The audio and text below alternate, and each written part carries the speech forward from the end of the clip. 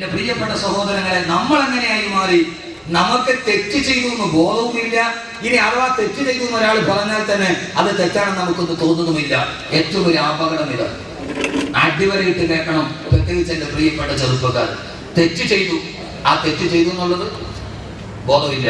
ഇനി ആരെങ്കിലും ബോധ്യപ്പെടുത്തി തന്നാലോ അതിൽ തെറ്റാണെന്ന് അങ്ങനെ പറയാറുമില്ല. ഇപ്പൊ ഏറ്റവും ഒരു അവസ്ഥ എന്താണെന്നറിയോ? ദുനിയാവില് ഏറ്റവും പ്രധാനപ്പെട്ട ഒരു അവസ്ഥ എന്താണെന്നറിയോ? ചെയ്യുന്നത് തെറ്റാണ് എന്നൊരു ബോധം ഇല്ലാതെ. പണ്ട്, വളരെ പണ്ട്, നിങ്ങളൊന്ന് ആലോചിച്ച് നോക്കി, വളരെ പണ്ട് മൊബൈലൊന്നും ഇല്ല. ആകെ ഒരു അന്യ പെണ്ണിനെ എങ്ങാനും ഒന്ന് നോക്കിയാൽ അതൊരു പാപമാണ്. ഉപ്പ വിളിച്ചിട്ട് അടിക്കും, ഇല്ലേ? എന്താ പറയാ? മൊബൈലില്ല, സാങ്കേതിക വിദ്യ. ചിന്തിച്ചോ, ഒരായത്ത് പറയാൻ വേണ്ടി ഒന്ന് ചിന്തിച്ചു നോക്ക്. മൊബൈലില്ല, ഫേസ്ബുക്ക് ഇല്ല, ചാറ്റിംഗ് ഇല്ല, ഒരു സാധ്യതയില്ല. ആകെ ഒരു പെണ്ണിനോടുള്ള ഇഷ്ടം പറയാനുള്ള ആകെ മാർഗം അവൾ സ്കൂൾ വിട്ട് വരുന്ന വഴിയിൽ തലേ ദിവസം രാത്രി ആരും അറിയാതെ, ഉപ്പയും വാപ്പയും ഉമ്മയും അറിയാതെ, ഹൃദയത്തിന്റെ ചിതറിത്തെറിച്ച വികാരങ്ങൾ ഈ എഴുതിയത് മാതിരി പേടിച്ച് വിറച്ച് വീട്ടിൽ നൽകാൻ പറ്റുന്ന വാപ്പ അറിയും. ആടിന് വളർത്തുന്ന ആട്ടുംകുട്ടി പോയിരുന്ന് ആട്ടുംകുട്ടിലിരുന്നിട്ട് ആരും അറിയാതെ വെള്ളപ്പേപ്പർ എഴുതിയ പ്രണയലേഖനം രാവിലെ വരുന്ന കുട്ടിയെ കാത്തു നിന്ന് തെങ്ങിന്റെ മറവിൽ നിന്നോ അവൾ വരുന്ന സമയത്ത് പയ്യേറിയും അപ്പുറത്തെ മരത്തിന്റെ ചവിട്ടി പോയി നമ്മൾ എടുക്കുന്നുണ്ടോ നോക്കും. ഇതാണ് പണ്ടത്തെ ഒരവസ്ഥ, അല്ലേ?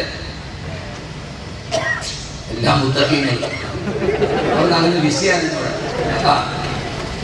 യഥാർത്ഥത്തിൽ ഇങ്ങോട്ട് നോക്ക്, ഞാൻ തമാശ പറയാം, ഇങ്ങോട്ട് നോക്ക്, ഇങ്ങോട്ട് നോക്ക്. അറിഞ്ഞാൽ അന്ന് വാപ്പ തെങ്ങിൽ കെട്ടിയിട്ടിട്ട് മകനെ അടിച്ചിരിക്കും, ഉറപ്പാ, ഇല്ലേ?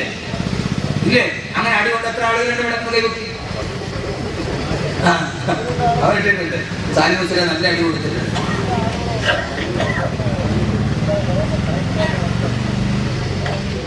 പക്ഷേ ഇന്ന് പ്ലസ് 1-നോ പ്ലസ് 2-നോ പഠിക്കുന്ന പെൺകുട്ടിയോ ആൺകുട്ടിയോ അവളുടെ കൂട്ടുകാരനുമായി വീട്ടിലേക്ക് വന്നാൽ ഒരു വാപ്പയോ ഉമ്മയോ അത് ചോദ്യം ചെയ്യാത്ത അവസ്ഥയിലേക്ക് നമ്മുടെ സാമൂഹിക ക്രമം മാറി. കാരണം അതവന്റെ ഫ്രണ്ട് മാറി.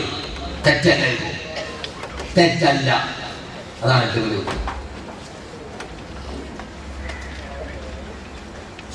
അതുകൊണ്ടാണ് എന്റെ പ്രിയപ്പെട്ട സഹോദരങ്ങളെ ഞാൻ പറയുന്നത്, ഇത് തെറ്റല്ല നമ്മൾ ഗണിച്ചു. 2, ഈ തെറ്റിനെ എന്ത് ചെയ്യും? ആളുകളെ മുമ്പിൽ വീരവാദം പറയും. ഞാൻ ഇത്രയും തമ്മാടിത്തരം ചെയ്തിട്ടുണ്ട്, ഈ നാട്ടിലെ ഏറ്റവും വലിയ ആള് ഞാൻ തന്നെയാണ്. എന്റെ കൊല്ലം ചെറുപ്പക്കാരെ ഇങ്ങനെ നോക്ക്. വൈകുന്നേരമാകുമ്പോൾ വെയിറ്റിംഗ് ഷെഡിലോ കടപ്പുറത്തോ അല്ലെങ്കിൽ 10 ഏക്കർ ഫുട്ബോൾ ഗ്രൗണ്ടിലോ ഒന്നോ അല്ലെങ്കിൽ നിങ്ങളുടെ മുബാറക്കായ സ്ഥലം ശംഖുമുഖം ബീച്ചിലോ പാതിരാ സമയത്ത് 10 ചെറുപ്പക്കാർ വന്നാൽ ആ ചെറുപ്പക്കാർ പറയുന്ന കാര്യമല്ല, ഫേസ്ബുക്കിൽ എനിക്ക് എത്ര ലൈക്ക് ഉണ്ട്, എത്ര ആളുകൾ ഫ്രണ്ട്സ് ഉണ്ട്, ഞാൻ എത്ര പേരുമായി ചാറ്റ് ചെയ്യുന്നുണ്ട്, ഏതൊക്കെ പെൺകുട്ടികളുടെ മൊബൈൽ നമ്പറുകൾ എനിക്കറിയാം, ആരൊക്കെയായിട്ട് ഞാൻ വിളിക്കുന്നുണ്ട്, ആരൊക്കെയായിട്ട് ഞാൻ സംഗമിക്കുന്നുണ്ട് എന്ന് കൂട്ടുകാരുമൊക്കെ പാതിരാ സമയത്ത് ഒന്നിച്ച് വട്ടമിരന്ന് പരസ്പരം പറയുകയും ഏറ്റവും ഒരു പെണ്ണുമായി ബന്ധമുള്ളവൻ അവന് ശക്തവൻ കേവനാവുകയും അവനെ പൊട്ടിക്കാൻ നാളെ ഒരേറെ എവിടെ കിട്ടുമെന്ന് തേടി നടക്കുന്ന, തെറ്റ് ചെയ്താൽ ആ തെറ്റിനെ വിളിച്ചു പറഞ്ഞ് ഏറ്റവും തെറ്റ് ചെയ്യുന്നവൻ വലിയവനായി മാറുന്ന ഒരു ക്രമത്തിൽ നമ്മൾ ജീവിക്കുമ്പോൾ എന്റെ പ്രിയപ്പെട്ട ചെറുപ്പക്കാരെ നിങ്ങൾ ഓർക്കുക, നൂറ്റാണ്ടുകൾക്ക് മുമ്പ് ഒരു ഖുർആന്റെ ആയത്തിറങ്ങിയ സ്ഥലത്തേക്ക് നിങ്ങളെ ഞാൻ വിളിക്കുകയാണ്. യഥാർത്ഥത്തിൽ ഇന്നലെ അതല്ലേ അവസ്ഥ? ആണോ അല്ലേ? ഇപ്പൊ മൊയ്ലിയാർ എങ്ങനെയായിരുന്നു? മൊയ്ലിയാർ നിങ്ങളെ പോലെ ചെറുതായിട്ട് വലുതായ ആളാ. മൊയ്ലിയാർ പെട്ടെന്നാണ് വലുതായതല്ല, മൊയ്ലിയാർ ചെറുതായിട്ട് വലുതായ ആളാ. അപ്പൊ അതുകൊണ്ട് ഇതെങ്ങനെയാണെന്നായിരിക്കും നിങ്ങൾ ഗണിക്കും, അല്ലേ? തെറ്റ് ചെയ്യുന്ന വലിയ പ്രശ്നമായിട്ട് നിങ്ങൾ വലിയൊരു തെറ്റ് ചെയ്യുന്ന ഒരു ബോധമുണ്ടായാലേ അതിൽ നിന്ന് മാറും. തെറ്റ് ചെയ്യുന്നു മാത്രമല്ല, അത് പരസ്യമായിട്ട് വിളിച്ചു കൊല്ലം വെളിയിൽ പറയാൻ പറ്റില്ല. കൊല്ലം ജില്ലയിലെ കുളത്തൂപ്പുഴയിൽ കഴിഞ്ഞ ദിവസം 3 ദിവസം മുമ്പ് 23 വയസ്സുകാരി പെണ്ണിനെ പോലീസ് അറസ്റ്റ് ചെയ്തു. അവൾ പ്രസവിച്ച കുഞ്ഞിനെ ആരും അറിയാതെ അലമാരയിൽ അവൾ കൊന്നു ഒഴിച്ചുകൂടി. ഭർത്താവ് ഗൾഫിലാണ്. 23 വയസ്സുകാരി പെണ്ണ് 9 മാസവും 10 ദിവസവും ഗർഭിണിയായി. അവളുടെ വീട്ടിൽ ഒരു മനുഷ്യനെന്നിൽ അവർ സ്വന്തം ബെഡ്റൂമിൽ പ്രസവിച്ചു. ആ പ്രസവിച്ച കുട്ടിയുടെ പൊക്കിൾ കൊടി അവൾ തന്നെ കുടിച്ചു. ഇത് ആഫ്രിക്കയിലെയും ബ്രിട്ടനിലെയും കഥയിലെ നിങ്ങൾ ചിന്തിക്ക്. ആ പെണ്ണ് സ്വന്തം ഇതേ മനുഷ്യന്മാരെ നിങ്ങൾക്കൊരു അത്ഭുതം തോന്നണില്ലേ? നിങ്ങൾ എന്തിട്ട് ഇരിക്കണേ? ആ പെണ്ണ് സ്വന്തമായി ആ പെൺകുട്ടിയുടെ അവൾ പ്രസവിച്ച കുഞ്ഞിന്റെ പൊക്കിൾ കൊടി ഒടിച്ചു മാറ്റി. ജനിച്ച കുഞ്ഞിനെ അലമാരയിൽ ഒളിപ്പിക്കുമ്പോ 23 വയസ്സുകാരിക്ക് പോലും ഇത് 30 വയസ്സുകാരിയല്ല. ജീവിതം കണ്ടവളല്ല, കണ്ടു പഠിച്ചവളല്ല, പരിചയമുള്ളവരല്ല. ഈ രീതിയിലെ സ്ത്രീലങ്ങളും അനാചാരങ്ങളും അന്ധവിശ്വാസങ്ങളും ആവാസങ്ങളും അനാവശ്യങ്ങളും ലോകത്ത് പെരുകുമ്പോ എന്റെ പ്രിയപ്പെട്ട സഹോദരങ്ങളെ, ഈ ദുനിയാവാണ് വലുതെന്ന് കരുതി, ഈ ദുനിയാവാണ് വലുതെന്ന് കരുതി തമ്മാടിത്തരങ്ങൾ ചെയ്തെന്ന് മാത്രമല്ല, ആ തമ്മാടിത്തരങ്ങൾ ലോകത്തിന് മുമ്പിൽ വിളിച്ചു പറഞ്ഞിട്ട് നെഞ്ചത്തടിച്ചിട്ട് ഉസ്താദേ ദുനിയാവിനെ പ്രേമിച്ചിട്ട് ആഗ്രഹത്തിൽ ഒറ്റപ്പെട്ടാലും കുഴപ്പമില്ല, ആഗ്രഹത്തെ പ്രേമിക്കാൻ തയ്യാറല്ല, ഈ നിഴലിനെ പ്രേമിച്ചിട്ട് ആഗ്രഹത്തിൽ കഷ്ടപ്പെടാൻ നിങ്ങൾ തയ്യാറാണെന്ന് പറഞ്ഞ് നെഞ്ചു വിരിച്ചു കൊടുക്കുന്ന എന്നെ ശ്രമിക്കുന്ന എന്റെ പ്രിയപ്പെട്ട ചെറുപ്പക്കാരാ, പോലെ നെഞ്ചു വിരിച്ചുകൊണ്ട് ഞാൻ ചെയ്യുന്ന തെമ്മാടിത്തരമാണ് വലുതെന്ന് പറഞ്ഞ് ആലിമീങ്ങൾ പറഞ്ഞാൽ അവർക്കെതിരെ വിരൽ ചൂണ്ടി ആർഭാടത്തോടെ പറഞ്ഞു നിന്ന ആളുകളുടെ മുമ്പിലാണ് അല്ലാഹുവിന്റെ വിശുദ്ധമായ ഖുർആനിന്റെ ഏറ്റവും പേടിപ്പെടുത്തുന്ന ആയത്തിറങ്ങിയത്. വിശുദ്ധമായ ഖുർആനിന്റെ 6666 ആയത്തുകളെ ഏറ്റവും പേടിപ്പെടുത്തുന്ന ആയത്ത് ഖുർആനിലെ ഏറ്റവും ആയത്തിറങ്ങിയത്. കഅബാലയത്തിന്റെ ഭർത്താവിനെ ചാരി ഇരുന്നിട്ട് തങ്ങൾ ചെയ്യുന്ന തെമ്മാടിത്തരത്തെ വിളിച്ചു പറഞ്ഞിട്ട് നബിയുടെ നേരെ നോക്കിയിട്ട് എടാ മുഹമ്മദേ ഞങ്ങളെ ഉപദേശിക്കാൻ നീ ആരടാ, ഞങ്ങൾ ഇനി ചെയ്യുമടാ എന്ന് പറഞ്ഞിട്ട് വാഹിയാൻ നജുറു ഇലാഹീനാ ഇദാ ലം യദുറു ബിഹി ഇല്ലാ ഖാനാ. കഅബാലയത്തിന്റെ ഭർത്താവിൽ ചാരി ഇരുന്നിട്ട് ഹബീബായ നബിയുടെ മുമ്പിലേക്ക് നോക്കി പരിഹസിച്ചിട്ട് ഞങ്ങളെ വാത് പറഞ്ഞ് നന്നാക്കാതെ എവിടെ നിന്ന് വന്നടാ? ആരെങ്കിലും അങ്ങനെ ചിന്തിക്കുന്നുണ്ടാവില്ലേ? ഇയാൾ നമ്മളെ നന്നാക്കാൻ വന്നവരാണോ? കഅബാലയത്തിന്റെ ഭർത്താവിനെ നെഞ്ചിൽ വിരിച്ച് ചാരി എന്നിട്ട് ഹബീബായ നബിയുടെ നേരെ നോക്കിയിട്ട് ആരെടാ മുഹമ്മദേ നീ ഞങ്ങളെ നന്നാക്കാൻ പ്രസംഗിക്കുന്നു? വാഹിയാണ് നജുറു ഇലാഹീനാ ഇദാ ലം നജുറു ബിഹി ഇല്ലാ ഖാനാ. ഒരു ചെറുപ്പക്കാരൻ വിളിച്ചു പറഞ്ഞു, ഇന്ന് രാവിലെ മുതൽ ഞാൻ വ്യഭിചരിക്കാൻ വേണ്ടി നടന്നു, ധാരാളം പെണ്ണുങ്ങളുമായി ഞാൻ കിടപ്പുറ പങ്കിട്ടുണ്ട്. ഇന്ന് രാവിലെ വ്യഭിചരിക്കാൻ ഒരു പെണ്ണിനെ തേടി നടന്നിട്ട് ഒരു പെണ്ണിനെ പോലും കിട്ടാതെ വൈകുന്നേരം വീട്ടിലേക്ക് തിരിച്ചു വരുമ്പോ ഒരു ദിവസം വ്യഭിചരിക്കാൻ എനിക്ക് ഉറക്കം വരില്ല. അങ്ങനെ നിരാശയോടെ നടന്നു വരുമ്പോ എന്റെ സഹോദരന്റെ ഭാര്യയെ കണ്ടപ്പോ അവളെ പിടിച്ചുകൊണ്ടുപോയി കിടപ്പുറയിട്ട് ഞാൻ വ്യഭിചരിച്ചെന്ന് കഅബാലയത്തിന്റെ ഭർത്താവിനെ ചാരി നിന്ന് വീരവാദം മുഴക്കിയപ്പോ മറ്റൊരുത്തൻ പറഞ്ഞതെന്നറിയോ?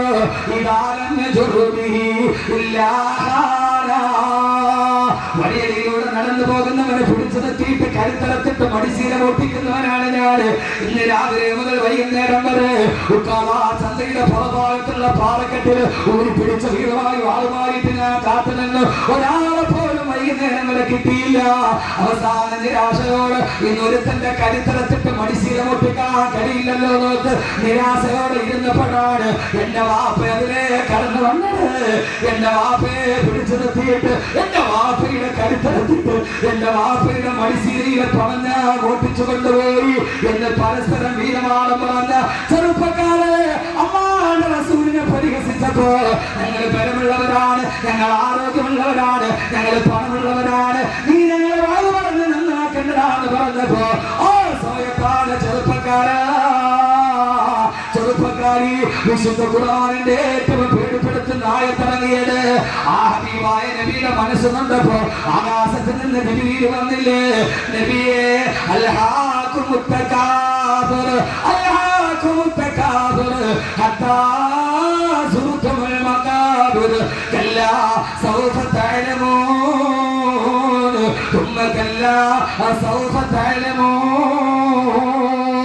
ഓ നബി അവരോട് പറ, കഅബാലയത്തിന്റെ ഭർത്താവിനെ നെഞ്ചിൽ വിരിച്ചിട്ട് ആരാ ഞാൻ ഈ പറയുക, ഭീമാപള്ളി എന്ന അല്ലാഹു അനുഗ്രഹം ചെയ്തൊരു തീരപ്രദേശത്ത് ജനിച്ചിട്ട് കല്ലിന്റെയും കഞ്ചാവിന്റെയും ചരസിന്റെയും അശ്ലീലത്തിന്റെയും അടിമകളായി ആര് പറഞ്ഞാലും ഞങ്ങൾ നന്നാവില്ല. അറിയാനൻ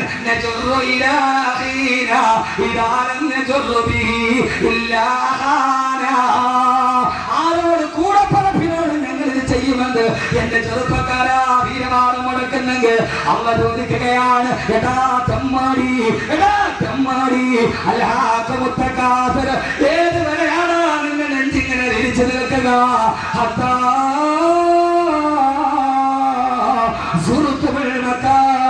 ഈ പള്ളിക്കാട്ടിൽ കൊണ്ടുപോയി നിന്നെ മുഖത്തും മണ്ണ് വാരി ഇടുന്നത് വരെയല്ലേ? അതുവരെ അല്ലാതെ നീ അഹങ്കാരം പറയോ? ഏതുവരെയാ? പള്ളിക്കാട്ടിൽ കൊണ്ടുപോയി നിന്നെ മനസ്സിൽ കിടത്തിയിട്ട് നിന്റെ സുന്ദരമായ മുഖത്തേക്ക് മണ്ണ് വാരിയിടുമ്പോ ചേരിൽ ചെന്ന് കിടക്കണ നമ്മുടെ മേലെ വരുന്നത് കല്ലാണ്. ഇലയമ്മേ തണ്ണീരടും ചേർത്ത് മണ്ണടിനാല് മറമാട് കാബർ ബഹുജോറിലേ, മറമാട് കാബർ ബഹുജോറിലേ. നിന്റെ സുന്ദരമായ മുഖം പള്ളിക്കാട്ടിലെ കബർസ്ഥാനിൽ മറന്നു കിടക്കുമ്പോ ഈ കാണുന്ന പാട്ടിൽ കാണുന്ന ഈ മനുഷ്യന്റെ സുന്ദരമായ മുഖത്തേക്ക് അവൻ മറന്നു കിടന്നാൽ അവന്റെ മുഖത്തേക്ക് വിടുന്നത് പുഷ്പങ്ങളല്ല. ഇവൻ മറന്നു കിടന്നാൽ അവന്റെ മുഖത്ത് വിടുന്നത് റീപ്പുകളല്ല, കല്ലും മണ്ണുമാണ് നിന്റെ വായിലേക്ക് അവൻ അടിക്കുന്നത്. തമ്മാടി, ഏതുവരെയാ നീ ഇത് പറയുക?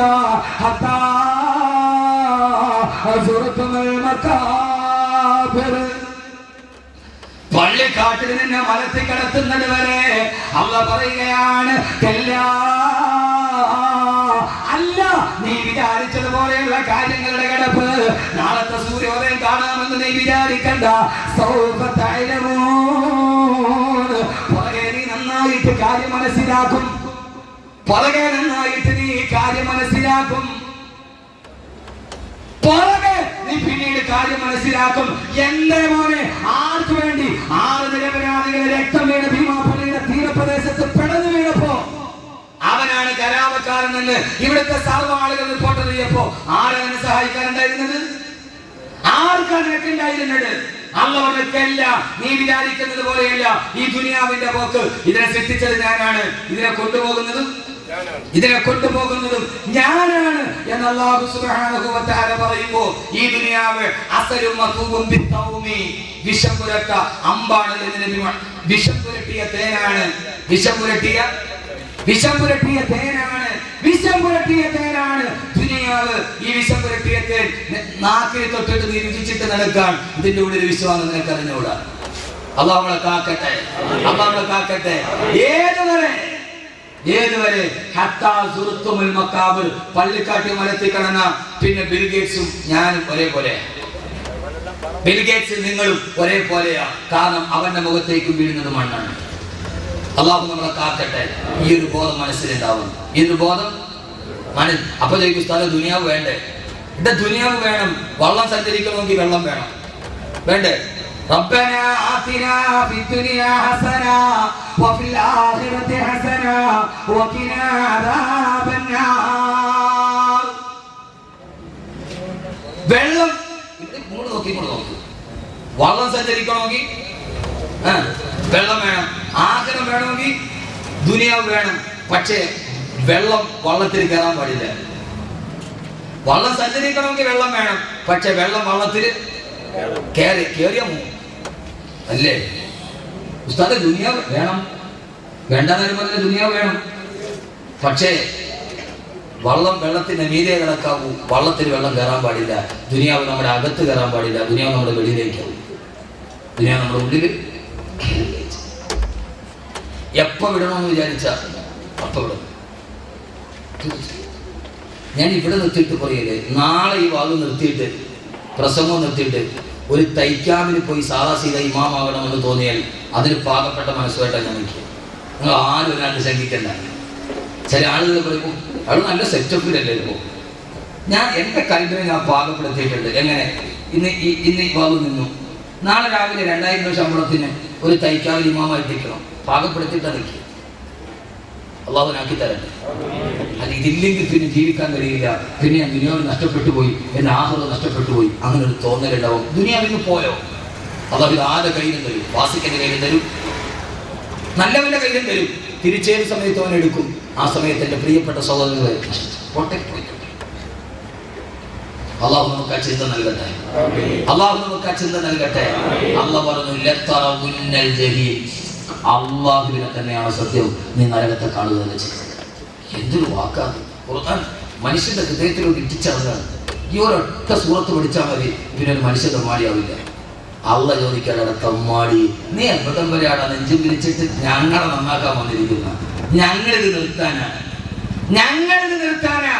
ഞങ്ങൾ നിർത്തില്ല. കാരണം എന്റെ പ്രിയപ്പെട്ട സഹോദരങ്ങളെ, ഏതുവരെ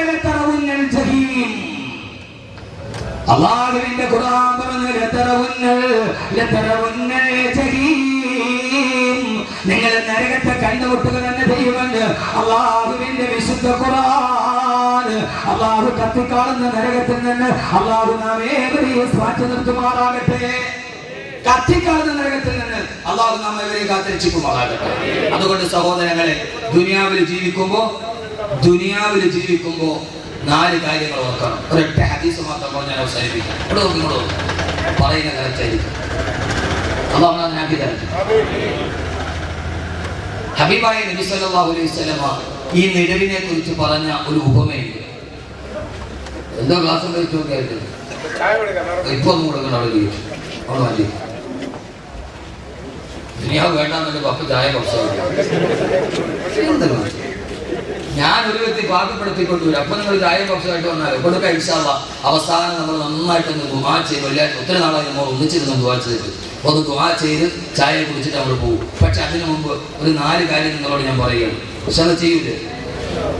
ഹബീബായ നബി മുഹമ്മദ് മുസ്തഫ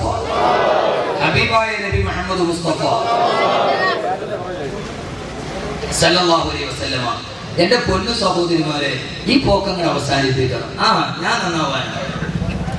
ഞാൻ ഈ മിനി സ്കേർട്ടും ഇട്ട് അരയ്ക്ക് റിപ്പോർട്ടില്ലാത്ത വസ്ത്രം ധരിച്ച് ഞാൻ ഇങ്ങനെ അങ്ങ് അടക്കും. കക്ഷത്തിൽ ഒരു ബാഗ് തൂക്കി. മയ്യത്ത് കാണാൻ പോണ പെണ്ണിന്റെ കക്ഷത്തിൽ ഒരു ബാഗ് ഉണ്ടാവും. എന്തിനാണ് അള്ളാഹു? മരിപ്പ് വീട്ടിൽ മയ്യത്ത് കാണാൻ പോവാ പെണ്ണ്, ആ പെണ്ണിന്റെ കക്ഷത്തിൽ ഒരു ബാഗ് തൂക്കിയിട്ടുണ്ടാവും. ആ ബാഗിന്റെ അകത്തോട്ട് ഒന്നും ഉണ്ടാവൂല. താനും ഇതെന്തിനാ തൂക്കിയിരിക്കണമെന്ന് അള്ളാഹു വരെ. മയ്യത്ത് കാണാൻ പോവാ, അപ്പഴും കക്ഷത്തുന്ന ഒരു ബാഗ്. ഇതെന്തിനാ?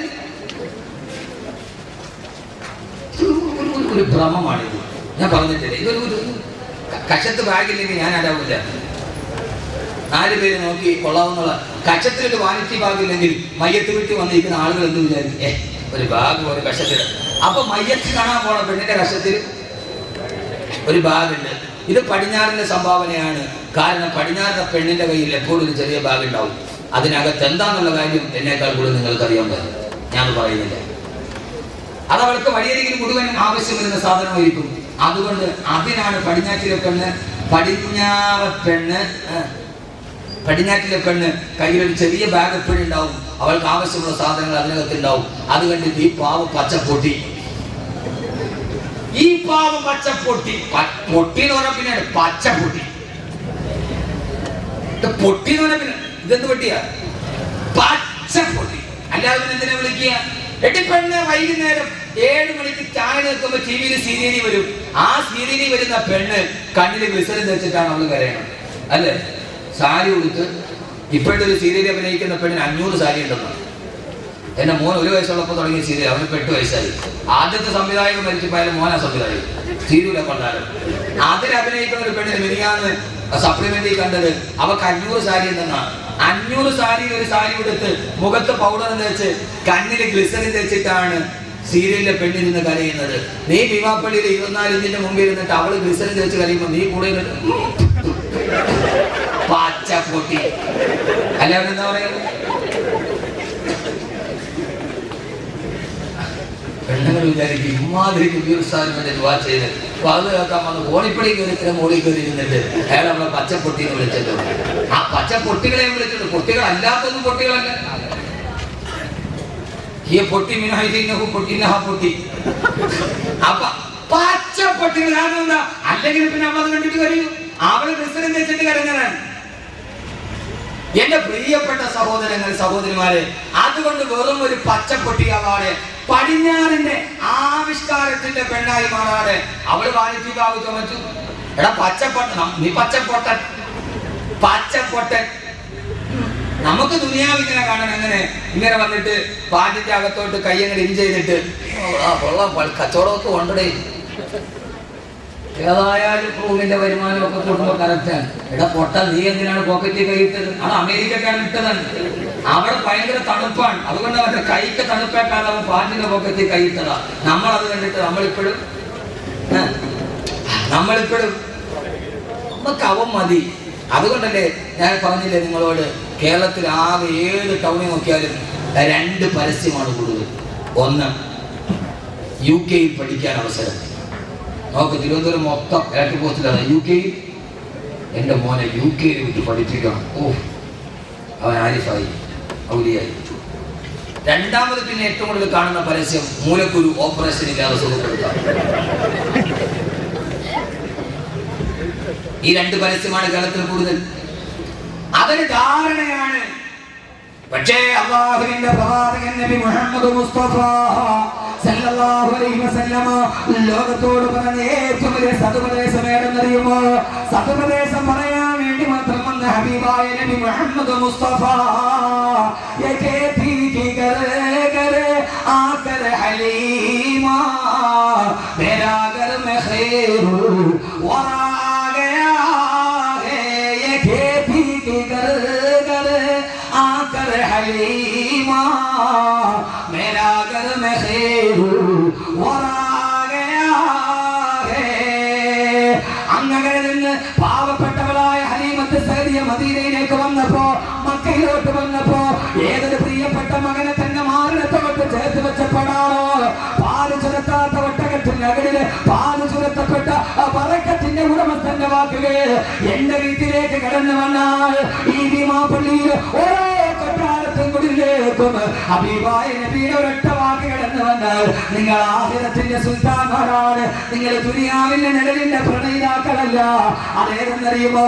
ലോകത്ത് മുഴുവനും ജീവിക്കാൻ ആഗ്രഹിക്കുന്ന മനുഷ്യനോട് അല്ലാഹുവിന്റെ റസൂൽ പറഞ്ഞു,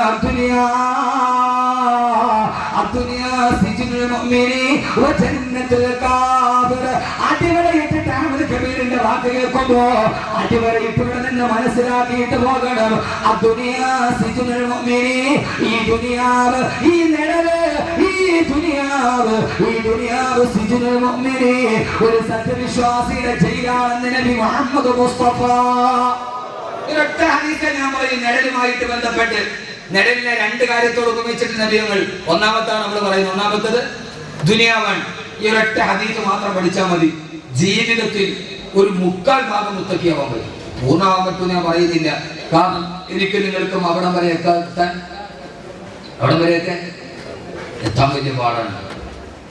അങ്ങനെയൊക്കെ എത്തണമെങ്കിൽ ഒരു വലിയ ഹിമ്മത്ത് വേണം. അല്ലാഹു അതൊക്കെ തരട്ടെ. ഒരു സഹാബി മദീനത്തൂടി നടന്നുപോയി. ഒരു സുന്ദരിയായ പെണ്ണ് മുമ്പിലൂടെ പോയി. ആ പെണ്ണിനെ അറിയാതെ നോക്കിപ്പോയി. ആര്? സഹാബി. എന്ന് വെച്ചിട്ട് ആളുകൾ നോക്കാതിരിക്കരുത്. പെട്ടെന്ന് പടച്ചവനെ പേടി വന്നു. ആ പെണ്ണിനെ അറിയാതെ നോക്കി ആഗ്രഹിച്ചു പോയി. പെട്ടെന്ന് പടച്ചവനെ പേടി വന്നു. നേരെ പള്ളിയിലോട്ട് പോയപ്പോ ഖലീഫ അമീറുൽ മുഅ്മിനീൻ ഉസ്മാൻ ഇബ്നു അഫ്ഫാൻ റളിയല്ലാഹു തആല അൻഹു പള്ളിയിലിരിക്കുകയാണ്. പോയിപ്പോ അസ്സലാമു അലൈക്കും യാ അമീറുൽ മുഅ്മിനീൻ. ആ സമയത്ത് സലാം എന്നായിട്ട് മടക്കിയില്ല. എന്റെ അമീറുൽ മുഅ്മിനീൻ സലാം എന്നായിട്ട് മടക്കാത്തതെന്താ? ആഖിറത്തിന്റെ ആളുകളാണെന്ന് പറഞ്ഞു നടക്കുകയാണ്. വ്യഭിചാരത്തിന്റെ അടയാളം നിന്റെ മുഖത്താണെങ്കിൽ വരച്ചു വെച്ചിട്ടുണ്ട്. സലാം മടക്കിയില്ല. ഉസ്മാൻ റളിയല്ലാഹു പറഞ്ഞു, വളച്ചിലൊക്കെ ആഖിറത്തിന്റെ ആളുകളാണ്, ഭയങ്കര നിസ്കാരവും നോമ്പും ഒക്കെ തന്നെ. പക്ഷെ ആഖിറത്തിൽ മുഖത്ത് പച്ച വ്യഭിചാരത്തിന്റെ അടയാളം വിട്ട് കാണാൻ കഴിയും. സഹാബി ഞെട്ടിപ്പോയി. സംഭവം നടക്കുന്ന റോട്ടിൽ പറയുന്നത് വെച്ച് ഇതാണ് മഹാമാര് പറയണ. പള്ളിയിൽ പോയപ്പോ വലിയ നിസ്കാരക്കാരനൊക്കെ ആഖിറത്തിൽ വ്യഭിചാരത്തിന്റെ അടയാളം മുഖത്ത് കാണുന്നുണ്ട്. ആ സമയത്ത് ഈ സഹാബി ചോദിച്ചു, സുബ്ഹാനല്ലാഹ്, എന്താ അമീറുൽ മുഅ്മിനീൻ അനസൽ വബിയ ബഅദ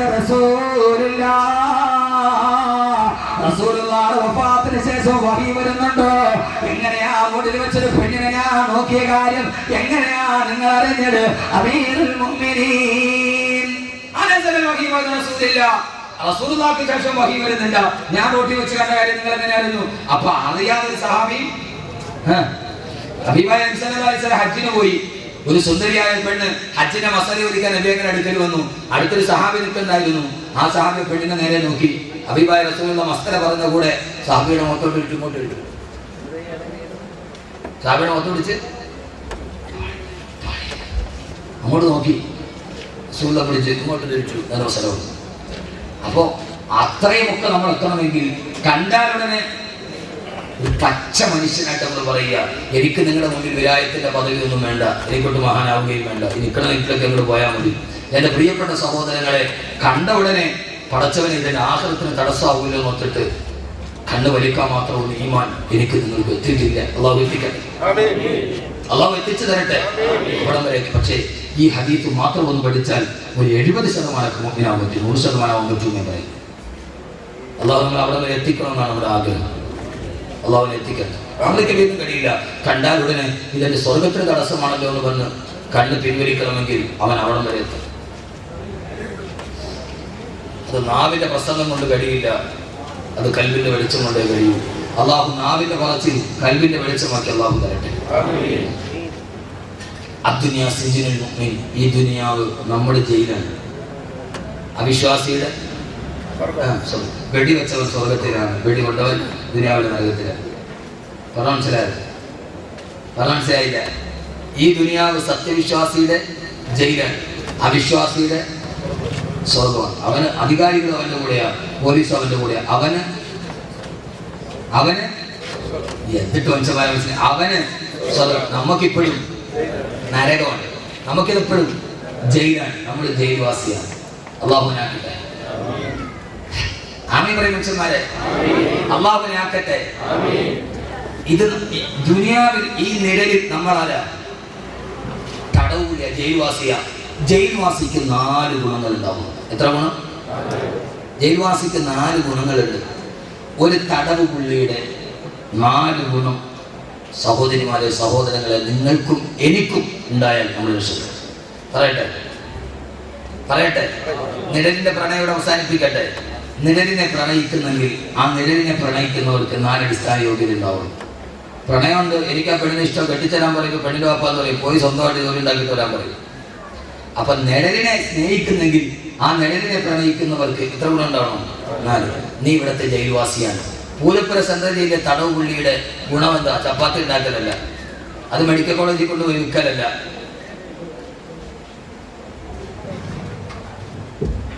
ജയിൽവാസിക്ക് 4 ഗുണമുണ്ട്. 1 ഇത്താഅത്ത്. അതുകൊണ്ടാണ് നബിതങ്ങൾ ജയിൽവാസിയോട് നമ്മെ ഉപമിച്ചത്, ദുനിയാവിൽ താമസിക്കുന്നവരോട്. 1 ഇത്താഅത്ത്, വഴിപ്പെടുക.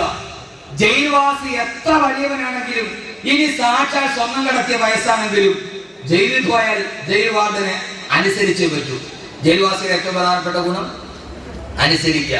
സമയത്ത് പ്ലേറ്റ് മുട്ടും വന്ന് കഴിക്കുക, കുന്താലി എടുത്തു കൊടുത്താൽ വെട്ടുക. അതിപ്പോ കാലിത്തീറ്റയിൽ പോയ ലാലുവായിട്ട് കാര്യമില്ല.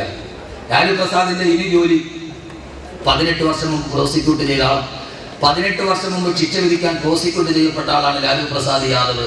18 വർഷം മുമ്പ് പ്രോസിക്യൂട്ട് ചെയ്തിട്ടും അയാളെ ശിക്ഷിച്ചത് ഇപ്പോഴാണ്. മസൂദ് അല്ലെ, എംപിയുടെ പേരെന്താ? ഇപ്പൊ ജയിലിൽ പോയ എം പി റഷീദ് മസൂദ്.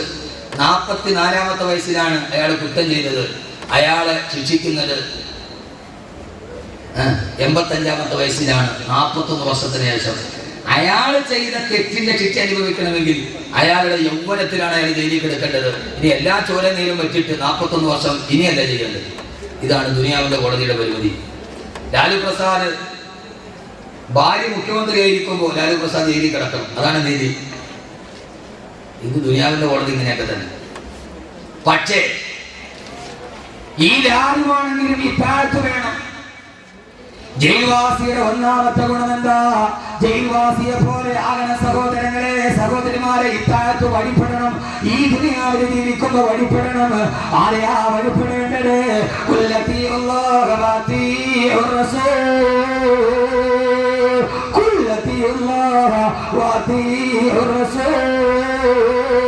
അല്ലാഹുവിനെയും അവന്റെ പ്രവാചകനായ നബി മുഹമ്മദ് മുസ്തഫ സല്ലല്ലാഹു അലൈഹി വസല്ലമയെ വഴിപ്പെടണം.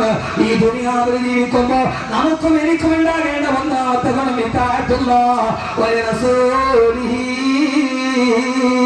അല്ലാഹുവിന്റെ റസൂലിനെ വഴിപ്പെടുക. എന്നാലേ സഹോദരങ്ങളെ ജയിക്കാൻ കഴിയൂ.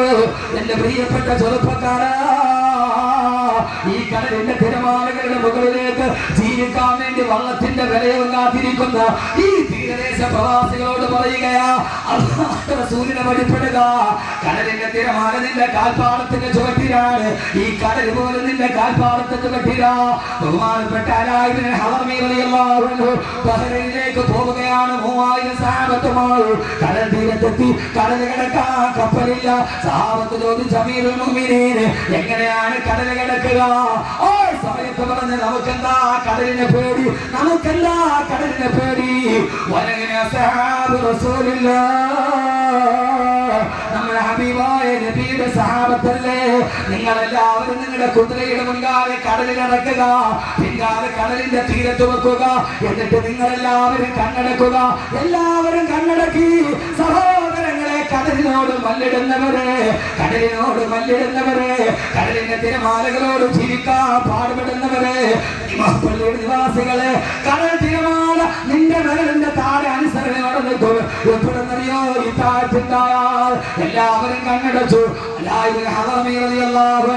ആകാശത്തേക്ക് കണ്ണുയർത്തിയിട്ട് ഒരൊറ്റ ദിക്ർ ചൊല്ലി, യാ അലീം യാ ഹലീം യാ അലീം യാ ഹലീം യാ ഹലീം യാ ഹലീം യാ ഹലീം. ദിക്ർ ചൊല്ലിക്കഴിഞ്ഞു. സഹാബത്തിനോട് പറഞ്ഞ് കണ്ണു തുറന്നുകൊള്ളുക. ഞങ്ങളുടെ കണ്ണു തുറന്നു നോക്കിയപ്പോ ഞങ്ങളുടെ കുതിരകള് ബഹ്റൈനിലെത്തിയിരുന്നു. പള്ളിക്കാരെ ജയിൽവാസിയാവണം, ഇത്താഅത്തുണ്ടാകണം. തിരമാലയുടെ മുമ്പിൽ നിന്ന് നീ ദിക്ർ ചൊല്ലിയാൽ, മോനെ വഞ്ചി ഉണ്ടെങ്കിൽ കപ്പലുണ്ടെങ്കിൽ കപ്പലിൽ സഞ്ചരിച്ചാൽ 1 മാസം കഴിഞ്ഞേ ബഹ്റൈനിലെത്തുകയുള്ളൂ. കപ്പലുണ്ടായിരുന്നെങ്കിൽ എനിക്ക് ഇത്ര പെട്ടെന്ന് എത്താൻ കഴിയുമായിരുന്നില്ല. 10 ദിക്ർ ചൊല്ലി തീരേണ്ട താമസം. ഈ കടലിൽ കിടന്ന് ബഹ്റൈനിലെത്തി. അസ്ഹാബു റസൂലില്ലാഹ് വഴിതെറ്റിയ സഫീന റളിയല്ലാഹു തആല നടന്നു പോകുമ്പോ വായി പിളച്ചുകൊണ്ട് സിംഹം കുതിച്ചു ചാടി. തന്നെ കടിക്കാൻ വരുന്ന സിംഹത്തോട് സഫീന പറഞ്ഞു, കിഫി അസദി കിഫി കിഫി, ഓ മൃഗരാജനെ, കിഫി നിൽക്കുക, നിൽക്കുക, നിൽക്കുക. അനഖാദിമു റസൂലില്ലാഹ്, ഞാൻ ഹബീബായ നബിയുടെ സേവകനാണ്, എന്നെ തൊട്ടു പോകരുത്. ആ സിംഹക്കുട്ടി മുമ്പിൽ നടന്നു. അദ്ദേഹത്തിന്റെ 2 കാലും നാട്ടിൽ കൊണ്ടുപോയി വെക്കുന്നത് വരെ ഒരു പൂച്ചക്കുട്ടിയെ പോലെ സിംഹക്കുട്ടി മുമ്പിൽ നടന്നു. അതുകൊണ്ട് ഒന്ന് ഇത്താഅത്തുണ്ടാകണം. ആരനുസരിക്കണം? ആരനുസരിക്കണം? അല്ലാഹുവിനെ റസൂൽ അനുസരിക്കണം. ആ തിരമാലയുടെ മുമ്പിൽ പോയിട്ട് നീ ദിക്ർ ചൊല്ലിയ, ദിക്ർ പറഞ്ഞൂടെ? യാ അലീമു, പറമച്ചന്മാരെ, യാ അലീമു യാ അലീമു യാ ഹലീം 10 പ്രാവശ്യം ചൊല്ലിയ, അപ്പൊ ശ്രീലങ്കയിൽ പോവാം, സിലോണിൽ പോവാം. ചിരിച്ചിട്ട് കാര്യമില്ല. ഇബ്നു തൈമിയ്യ പോലും അൽ മുഅ്ജിസാത്ത് വൽ കറാമയിൽ സംഭവം പറയുന്നുണ്ട്. ഇബ്നു തൈമിയ്യ പോലും എന്തുകൊണ്ട്? ഇപ്പൊ നിങ്ങളുടെ ചിന്ത എന്താണെന്നറിയാവോ? പടച്ചോനെ, നാളെ ഇപ്പൊ പൈസ ഒന്നും വേണ്ടല്ലോ, ഉള്ള പൈസ മൊത്തത്തിൽ വെച്ചിട്ട് അവിടെ പോയിട്ട് യാ അലീം യാ ഹലീം പറഞ്ഞാൽ ആരും അറിയാതെ സൗദി പോയി സാധനം മേടിച്ച് കസ്റ്റംസിനെ കാണാതെ ഇവിടെ കൊണ്ട് വിൽക്കാം. ചിന്ത മിക്കവാറും അങ്ങനെ ആയിരിക്കും. മോനെ കഴിയും. എപ്പോ 10 ദിക്ർ ചൊല്ലിയപ്പോ കപ്പൽ പോകുന്നതിന് അപ്പുറം പോയിട്ട് വന്നു. ഇത് കെട്ടുകഥ, ഇത് അമേരിക്കയിൽ ഒരു പച്ചക്കിത്താവ് നോക്കിയിട്ട് പറയണല്ല. അൽ മുഅ്ജിസാത്ത് വൽ കറാമയിൽ ഇബ്നു തൈമിയ്യ പോലും പറയുന്നുണ്ട്, കഴിയും. ചങ്ങനാവും. അല്ലാഹു അങ്ങനെ ആക്കട്ടെ. 2 രണ്ടാമത്തെ ഒരു ജയിൽവാസിയുടെ രണ്ടാമത്തെ അടയാളം തടവ് പുള്ളി ഉള്ളത് കൊണ്ട് തൃപ്തിപ്പെടുന്നവരാണ്. നീ ദുനിയാവിലെ തടവുള്ളിയാണ്. അള്ളാഹു നിനക്ക് എന്താണോ തന്നത് ആ തന്നത് കൊണ്ട് നീ തൃപ്തിപ്പെടുന്നവരാകണം.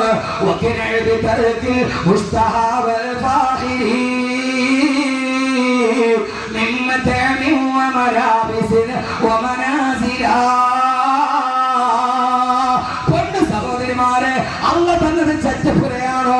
അതുകൊണ്ട് തൃപ്തിപ്പെടാൻ കഴിയണം. പലിശ മേടിച്ചിട്ട് വലുതാകാൻ തോൽക്കരുത്. ചീത്ത കളിച്ചിട്ട് വലുതാകാൻ നോക്കരുത്. ജയിൽ പുള്ളിയുടെ രണ്ടാമത്തെ ഗുണം, അവൻ ജയിലിൽ കൊടുക്കുന്ന ഭക്ഷണം എന്താണ് അത് ഉള്ളത് കൊണ്ട് തൃപ്തിപ്പെടുന്നവനാണ്. ജയിൽ പുള്ളിയുടെ രണ്ടാമത്തെ ഗുണം അൽക്കനാ. ഹബീബായ നബി പറഞ്ഞു, സമയമില്ലാത്തത് കൊണ്ട് പെട്ടെന്ന് പറയുകയാ, നീ അല്ലാഹു നൽകിയ കുറച്ചുകൊണ്ട് നീ തൃപ്തിപ്പെട്ടാൽ നീ കുറച്ചമല് ചെയ്താൽ അത് അല്ലാഹുവിന്റെ തൃപ്തിയാണെന്ന് നബി മുഹമ്മദ് മുസ്തഫ. പഠിക്ക്, പാഠം പഠിക്ക്. അള്ള നിനക്ക് ഇത്തിരിയെ തന്നുള്ളൂ, നീ അതുകൊണ്ട് തൃപ്തിപ്പെട്ടു. എന്നാൽ അള്ളാഹ്ക്ക് വേണ്ടി ഇത്തിരിയെ ചെയ്തുള്ളൂ, അള്ളാഹ് തൃപ്തിയാ. എനിക്ക് അള്ളാഹ് തന്നില്ലല്ലോ, ഇനി തന്നെ അത്യാഗ്രഹമൊന്നുമില്ല. അള്ള തന്നത് ആ കടലോരത്തൊരു കൊച്ചു വീട്, അല്ലെങ്കിൽ ഒരു മുറുക്കാൻ കച്ചവടം. പടച്ചോനെ, നീ എനിക്കിത് തന്നതാണ്, ഞാൻ തൃപ്തിപ്പെട്ടു. അപ്പൊ നീ ചെയ്യുന്ന ചെറിയ അമല് കൊണ്ട് അള്ളാഹു എത്ര കാരുണ്യവാനാ നീ ചെയ്യുന്ന. അപ്പൊ കൂടുതലുള്ളവൻ കൂടുതൽ ചെയ്യേണ്ടി വരും, കൂടുതൽ ചെയ്യേണ്ടി വരും. എന്റെ പ്രിയപ്പെട്ട സഹോദരങ്ങളെ, അള്ളാഹു തൗഫീക്ക് നൽകട്ടെ. കൂടുതലുള്ളവൻ കൂടുതൽ ചെയ്യേണ്ടി വരും. ഇപ്പൊ ഇവിടത്തെ ഒരു തൈക്കാവിലെ ഇമാമ് 6000 രൂപ ശമ്പളം, അദ്ദേഹം തോന്നുന്നു വിചാരിച്ചാൽ 2 റക്അത്ത് സുന്നത്ത് നിസ്കരിച്ചാൽ മതിയാവും. പക്ഷെ ജുമയ്ക്ക് വേണ്ടി മാത്രം വന്നിട്ട് ഇത്രയും ശമ്പളം മേടിക്കണേ, ഞാൻ 4 റക്അത്ത് നിസ്കരിക്കേണ്ടി വരും. കാരണം എന്താ? ഉള്ളവനനുസരിച്ച് കൂടുതൽ ചെയ്യണം. കുറച്ച് ജൈവാസിയുടെ രണ്ടാമത്തെ അടയാളം ഉള്ളത് കൊണ്ട് തൃപ്തിപ്പെടുക. അള്ളാഹു തന്നത് എന്താണ് അതുകൊണ്ട് തൃപ്തിപ്പെടുക. അള്ളാഹു നൽകട്ടെ. എന്റെ പ്രിയപ്പെട്ട സഹോദരങ്ങളെ, ഈ ഉള്ളവർക്കാണ് പിന്നെയും കാണുന്നൊരാഗ്രഹം. അള്ളാഹു മാറ്റി തരട്ടെ. എന്നാൽ ഉള്ളവരെല്ലാവരും അങ്ങനെയല്ല. ഇന്ന് കേരളത്തിലെ, ഇന്ത്യയിലെ ഏറ്റവും വലിയ പ്രമുഖനായ പണക്കാരനാണ് M.A. യൂസുഫ് അലി. അള്ളാഹു ആരോഗ്യത്തിന് പൈസ നൽകട്ടെ. അദ്ദേഹവുമായി അടുത്ത ആളുകൾ ചില ഗുണങ്ങൾ അദ്ദേഹത്തിനോട് പറഞ്ഞു. എനിക്ക് അദ്ദേഹത്തിന് പണം കണ്ടിട്ടല്ല, അടുത്ത ആളുകൾ എന്നോട് പറഞ്ഞു, ഉസ്താദേ, അദ്ദേഹത്തിന് കുറച്ച് ഗുണമുണ്ട്. എവിടെയാണോ ബാങ്ക് വിളിക്കുക അവിടെ നിസ്കരിച്ചിരിക്കും. ബാങ്ക് വിളിച്ചാൽ പിന്നെ യാത്ര ചെയ്യും. അദ്ദേഹത്തിന് അടുക്കൽ ഒരു ഫംഗ്ഷന് പോയാൽ ഞാൻ വളരെ ഇഷ്ടപ്പെട്ട ഒരു ഗുണമാണ്. അദ്ദേഹം പറയും, അസറിന് ശേഷം വരാം, മഗ്രിബിന് ശേഷം വരാം, അല്ലെങ്കിൽ സുബൈക്ക് ശേഷം ആയിരിക്കും. നമ്മൾ പറയും, ഒരു മോലാലിയുടെ അടുക്കൽ പോയിട്ട് ഒരു ഉൾക്കാരണം വരുമോ? ആഫ്റ്റർ 4 o'clock, ബിഫോർ അല്ലെങ്കിൽ 4, നിങ്ങൾക്ക് തെറ്റായിരിക്കും, ശരിയാണ്. അപ്പോ സുബൈക്ക് ശേഷം, അസറിന് ശേഷം അതൊരു ജീവിതത്തിന്റെ ചിന്തയാണ്. ഞാൻ പറയും അസറിന് ശേഷം. പലപ്പോഴും ഞാൻ പറയും 9:30 ശേഷം, മഗ്രിബിന് ശേഷം, അസറിന് ശേഷം. അതൊരു ജീവിതത്തിൽ ഉണ്ടാകുന്ന ഒരു പ്രതിഫലത്തിൻ്റെത്. അങ്ങനെ ജീവിതത്തിൽ നമ്മൾ സൂക്ഷിക്കുന്ന ചില മൂല്യങ്ങൾ, അത് എവിടെ എത്തിയാലും നമ്മൾ വിട്ടുവീഴ്ച ചെയ്യാതിരിക്കും. അതുകൊണ്ടാണ് പോപ്പ് ഗായകൻ മുസ്ലിമായി പ്ലെയിനിൽ കയറിയപ്പോൾ പറഞ്ഞു, താടി പഠിക്കണം. അദ്ദേഹം പറഞ്ഞു, ഇല്ല, ഞാൻ താടി പഠിക്കില്ല. നിങ്ങളോടൊത്ത് ചെയ്യാൻ ഞാൻ എൻ്റെ സുന്നത്തിനെ പഠിക്കില്ല എന്ന് പറഞ്ഞു യൂസുഫ് അലി ഇസ്ലാം. അതൊക്കെ കാത്തു സൂക്ഷിക്കുന്ന മൂല്യങ്ങൾ. അള്ളാഹുവിനാക്കി തരട്ടെ. ഉള്ളത് കൊണ്ട് തൃപ്തിപ്പെടുക. 3 ആദരവായ പ്രവാചകൻ നബി മുഹമ്മദ് മുസ്തഫ സല്ലല്ലാഹു അലൈഹി വസല്ലം പറഞ്ഞ 3ാമത്തെ ഗുണം തവക്കുലാക്കുക. ജയിൽവാസി എല്ലാ തവക്കുലാണ്. രാവിലെയും വൈകുന്നേരവും ജയിലിൽ പ്രഭാതമായാൽ ആ സമയത്തിന്റെ ഭക്ഷണം എനിക്ക് കൃത്യമായിട്ട് വരുമെന്ന് അറിയാം. അങ്ങനെ തവക്കുലാകുന്ന ആൾക്കാണത്. അതുകൊണ്ട് എല്ലാ പടച്ചറപ്പിലെ തവക്കുലാക്കുക. സ്വന്തം 2 മക്കളെ നഷ്ടപ്പെട്ടു പോയപ്പോ യാക്കൂബ് നബി അലൈഹിസ്സലാത്തു വസ്സലാം സ്വന്തം കൺമണികളായ മക്കളെ നഷ്ടപ്പെട്ടു പോയപ്പോ യാക്കൂബ് നബി പറഞ്ഞത് എന്തെന്നറിയോ? ഇന്നമാ അശ്കൂ ബത്തി വഹുസ്നി ഇലല്ലാഹ്, ഇന്നമാ അശ്കൂ ബത്തി വഹുസ്നി ഇലല്ലാഹ്. എന്റെ എല്ലാ ദുഃഖങ്ങളും എന്റെ പറച്ചറപ്പിന്റെ മുമ്പിൽ ഞാൻ ഏൽപ്പിക്കുകയാണ്. എന്റെ മക്കളെ നഷ്ടപ്പെടുത്തിയത് അവനല്ലോ, അതുകൊണ്ട് എനിക്കതൊരു പ്രശ്നമില്ല എന്ന് പറഞ്ഞ് എല്ലാ ദുഃഖങ്ങളും വരുമ്പോ, സഹോദരങ്ങളെ സർവ്വ ദുഃഖങ്ങളും വരുമ്പോ, ഈ ദുനിയാവിലെ പ്രയാസം വരുമ്പോ, ഇന്ന് സെൻട്രൽ ജുമാ മസ്ജിദ് ജുമാ നിസ്കാരം കഴിഞ്ഞിറങ്ങുമ്പോ 3 ചെറുപ്പക്കാർ ഒരേ സമയത്തിന്റെ അടുക്കൽ വന്നിട്ട് പറഞ്ഞു, ഉസ്താദേ ദുആ ചെയ്യണം, 1 മാസമായി RCCയിലാണ്. ഞാൻ ചോദിച്ചപ്പോ ഒരാൾ പറഞ്ഞത് 15 വയസ്സുള്ള മോള്, മറ്റേ ആളുടെ 3 വയസ്സുള്ള മോള്, മറ്റൊരു ചെറുപ്പക്കാരൻ പറഞ്ഞു 3 വയസ്സുള്ള പൊന്നുമോൾ 1 മാസമായി ക്യാൻസർ പിടിച്ചിട്ട് RCCയിലാണ്. ദുആ ചെയ്യണേ ഉസ്താദേ. 3 ചെറുപ്പക്കാർ ഒരേ സമയത്ത് 15 വയസ്സുള്ള പൊന്നുമോൾക്ക് ക്യാൻസർ ആണ്, 3 വയസ്സുള്ള പൊന്നുമോന് ക്യാൻസർ ആണ്. ഈ ദുനിയാവ് പരീക്ഷണങ്ങളുടേതാണ്, ഈ ദുനിയാവ് കഷ്ടപ്പാടുകളുടേതാണ്. ആ സമയത്തെല്ലാം പടച്ചറപ്പിന് തവക്കലാക്കി അല്ലാഹുവിനോട് പറയണം, അല്ലാഹുവേ ഇന്നമാഷ്കൂ ബത്തി വഹുസ്നി ഇലല്ലാഹ്. എന്റെ സർവ്വ ദുഃഖവും എന്റെ സർവ്വ പ്രയാസവും എന്റെ ആകുലതകളും എന്റെ പട്ടിണിയും എന്റെ കടബാധ്യതകളും ഞാൻ നിന്നെ ഏൽപ്പിക്കുന്നു അല്ലാഹ്. നീ എന്നെ കാണുന്നുണ്ട്, ഇന്ന റബ്ബക ലബിൽ മിർസാദ്. നീ എന്നെ കാണുന്നുണ്ട് റബ്ബേ എന്ന ബോധത്തോട് ഈ ദുനിയാവിൽ എന്ത് പ്രയാസമുണ്ടായാലും അത് മുഴുവനും തടവ് പുള്ളിയെപ്പോലെ തവക്കുലോടെ പടച്ചറപ്പിന്റെ മുമ്പിൽ എത്തിക്കണം. അല്ലാഹു തൗഫീഖ് നൽകുമാറാകട്ടെ. എന്ത് വന്നാലും ഏത് പ്രയാസം വന്നാലും എന്ത് ചെയ്യണം? ആളുകളെതിരായേക്കാം, തവക്കുലാക്കുക. ആളുകളെതിരായേക്കാം, എന്തിന്റെ പേരിൽ? സത്യം പറഞ്ഞതിന്റെ പേരിൽ. ആരോട് പറയണം? സത്യം പറഞ്ഞതിന്റെ പേരിൽ ആളുകളെതിരായി.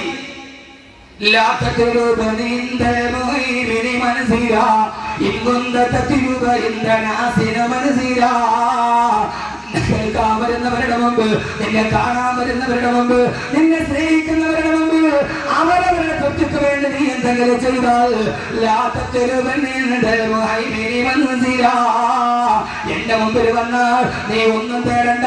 നീ ജനങ്ങൾക്ക് വേണ്ടി വഴി പറഞ്ഞവനാണ്, അവരെ സുഖിപ്പിക്കാൻ പറഞ്ഞവനാണ്. അതുകൊണ്ട് നിനക്ക് എന്റെ മുമ്പിൽ ഒന്നുമില്ല.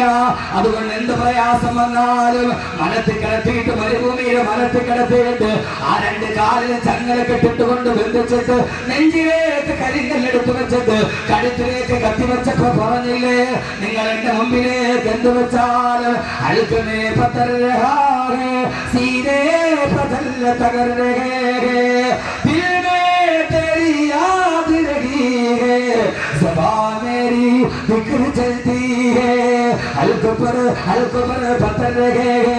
എന്റെ നെഞ്ചില് എന്റെ കഴുത്തിലേക്ക് നിങ്ങൾ ചങ്ങല കെട്ടിട്ട് ബന്ധിച്ചു കൊള്ളുക. എന്റെ നെഞ്ചിലേക്ക് നിങ്ങൾ കരിങ്കല്ലെടുത്ത് വെച്ചു കൊള്ളുക. എന്റെ കഴുത്തിൽ നിങ്ങൾ കത്തിവെച്ചിട്ട് പടച്ചറപ്പിൽ നിന്ന് മാറാൻ എന്നോട് പറഞ്ഞാൽ എന്റെ ഹൃദയത്തിൽ നിന്ന് പടച്ചറപ്പിന്റെ ചിന്ത എടുത്ത് മാറ്റാൻ എന്റെ കഴുത്ത് മുറിക്കാനേ നിങ്ങൾക്ക് കഴിയുള്ളൂ, എന്റെ കാല് വെട്ടാനേ നിങ്ങൾക്ക് കഴിയുള്ളൂ, ചങ്ങലയിട്ടിട്ട് ഒരുക്കാനേ നിങ്ങൾക്ക് കഴിയുള്ളൂ.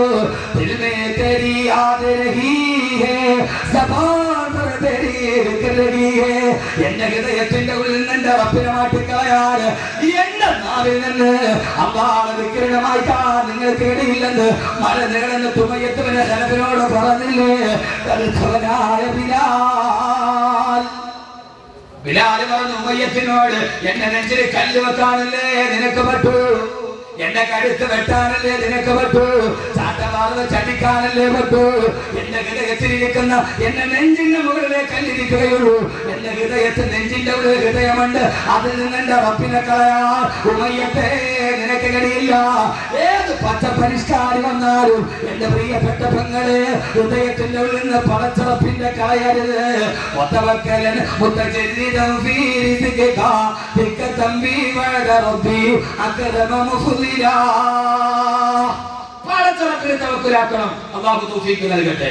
എന്റെ പ്രിയപ്പെട്ട സംഘാടകരായ ചെറുപ്പക്കാരോട് എല്ലാം അല്ലാഹുവിൽ തവക്കുലാക്കണം.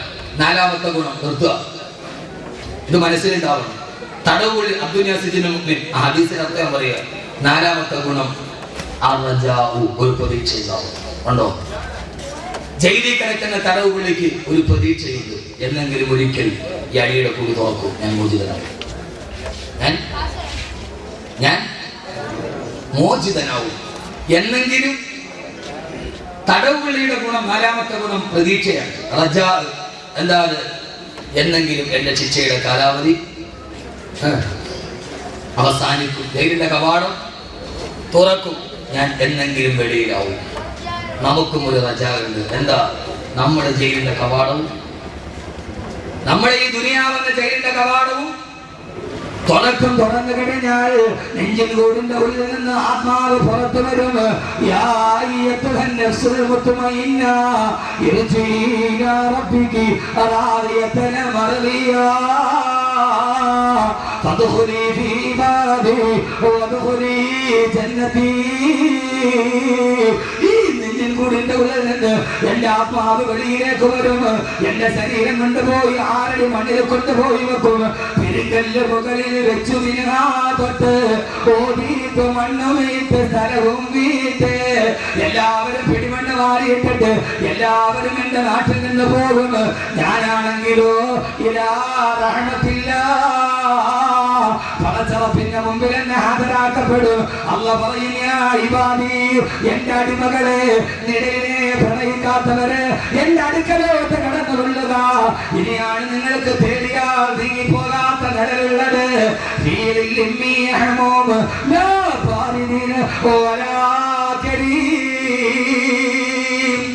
അല്ലാഹു നമ്മൾ അവിടെ എത്തിക്കട്ടെ. നമ്മൾ ഇവിടെ നിന്ന് പോകും, 6 മണിയിൽ കിടക്കും. അവിടെ നിന്ന് എഴുന്നേറ്റ് ആരും നിന്നെ രക്ഷിക്കുകയില്ല. രക്ഷിക്കുമെന്ന് കരുതിയിട്ട് നിലവിളക്ക് കത്തിച്ച് ആ നിലവിളക്കിൽ തന്നെ രക്ഷിക്കാൻ സഹസ്രനാമം ചൊല്ലി അവസാനം 1000 നാമം ചൊല്ലിയിട്ട് 1000 നാമം ചൊല്ലുന്നതിന്റെ അന്ന് ആ നിലവിളക്ക് പിടിച്ച വെളിച്ചെണ്ണയിൽ നിന്ന് തീ പിടിച്ചിട്ടാണ് സിനിമാ നടി സുകുമാരി മരിച്ചുപോയത്. സഹോദരങ്ങളെ, കേൾക്കേണ്ടത് ആ സമയത്ത് നിലവിളക്കിന്റെ വെളിച്ചമല്ല, കാതിൽ വന്ന് പറയണം, യാ അയ്യത്തുഹൻ നഫ്സുൽ മുത്മഇന്ന. നന്നായിട്ട് ജീവിച്ച മനുഷ്യ, ആഖിറത്തെ പ്രേമിച്ചവനെ, വാ എന്റെ മുമ്പിലേക്ക് വാ. ഇനി നിനക്ക് നീങ്ങിപ്പോകാത്ത നിഴലുണ്ട്. എന്ത് നിഴല്? നീങ്ങിപ്പോകാത്ത നിഴൽ. അതെവിടെയാണ്? നിർത്തൻ. നീങ്ങിപ്പോകുന്ന നിഴൽ. ഹബീബായ നബി പറഞ്ഞു, ഞാനും ദുനിയാവും നല്ല വെയിലുള്ള സമയത്ത് വന്ന് മരത്തിന്റെ തണലിൽ നിന്ന് ഇതസ്തഫാഇല്ലു, ആ മരത്തിന്റെ തണൽ മാറിപ്പോയാൽ എഴുന്നേറ്റ് പോകുന്ന യാത്രക്കാരനെ പോലെയാ. എന്റെ പൊന്നുമോനെ, ആഖിറത്തിലൊരു വൃക്ഷമുണ്ട്, അതിന് തണലുണ്ട്, ആ തണല് നീങ്ങില്ല. നാളെ സ്വർഗത്തിലൊരു വൃക്ഷമുണ്ട്, ആ വൃക്ഷത്തിന്റെ പേര് തൂബ എന്നാണ്. അതിന്റെ ഇല വെള്ളി കൊണ്ടുണ്ടാക്കിയതാണ്. അതിന്റെ കായ്കനികൾ സ്വന്തമാണ്. അതിന്റെ വടി ദൂരം ഒരറ്റത്ത് നിന്ന് 500 വർഷം കുതിരപ്പുറത്ത് സഞ്ചരിച്ചാൽ അതിന്റെ മറ്റേ അറ്റത്തിൽ നിന്ന് നബി മുഹമ്മദ് മുസ്തഫ. ആഖിറത്തിലൊരു മരമുണ്ട്, അതിന്റെ പേര് തൂബ എന്നാണ്. അതിന്റെ ഇല വെള്ളിയാണ്, അതിന്റെ കായ്കനികൾ സ്വർണ്ണമാണ്. അതിന്റെ തണലിലേക്ക് സഞ്ചരിക്കാൻ ഒരറ്റത്ത് നിന്ന് 500 വർഷം കുതിരപ്പുറത്ത് സഞ്ചരിച്ചാലും മറ്റേ അറ്റത്തെത്തുകയില്ല. അള്ളാഹുവിന്റെ ചുവട്ടിൽ നമ്മളെ ഇരുത്തട്ടെ. അള്ളാഹുവിന്റെ ചുവട്ടിൽ നമ്മളെ ഇരുത്തട്ടെ. അള്ളാഹുവിന്റെ ചുവട്ടിൽ നമ്മളെ ഇരുത്തട്ടെ. ഒരു നല്ല പ്രണയിക്കാൻ പറ്റിയൊരു പെണ്ണിനെ കൂടെ പറഞ്ഞുതരാം.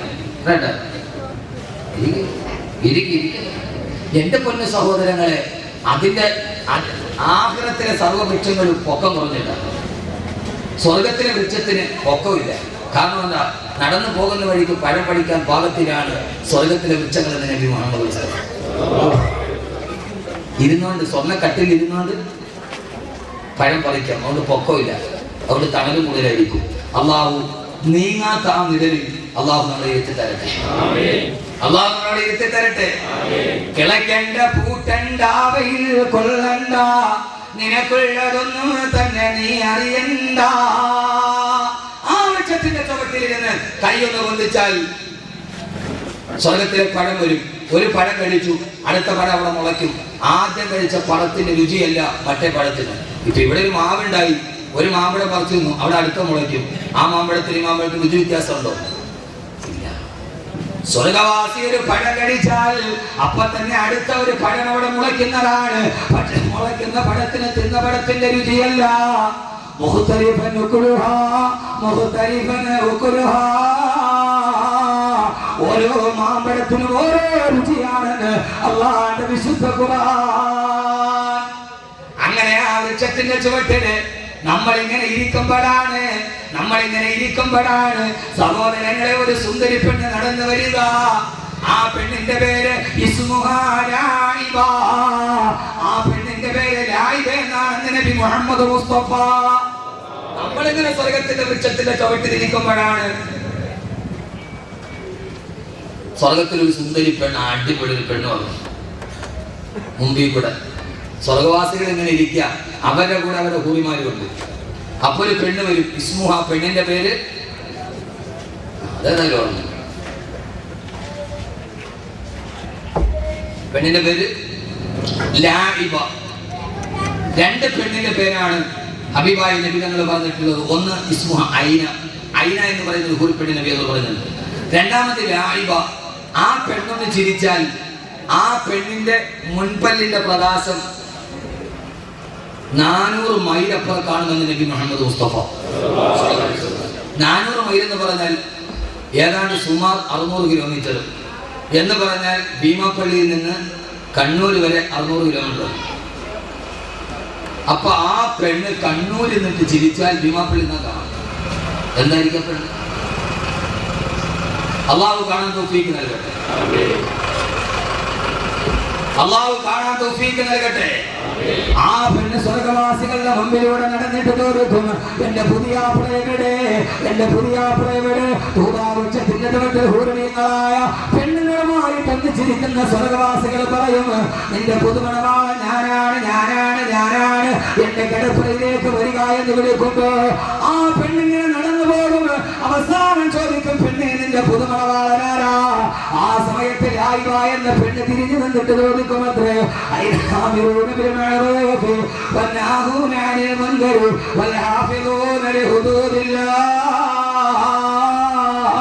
സഹോദരങ്ങളെ, നന്മയ്ക്ക് വേണ്ടി കൽപ്പിച്ചവരുടെ തിന്മേ തടുത്തവരുടെ അള്ളാന്റെ വിധിവിലക്കുകൾ അനുസരിച്ചു ഈ ഭൂമിയിൽ ജീവിച്ചവരുടെ ഞാൻ നിങ്ങളോട് വസിയത്ത് ചെയ്യുകയാണ്. അള്ളാഹുവിന്റെ വിധിവിലക്കുകൾ അംഗീകരിച്ച് ജീവിക്കണം. പടച്ചറപ്പിന്റെ ഇത് നിഴലാണ്. ഈ നിഴലിപ്പ് നീങ്ങിപ്പോയാലും ആ സമയത്ത് പടച്ചറപ്പിന്റെ വിധിവിലക്ക് അംഗീകരിച്ച് ജീവിക്കണം.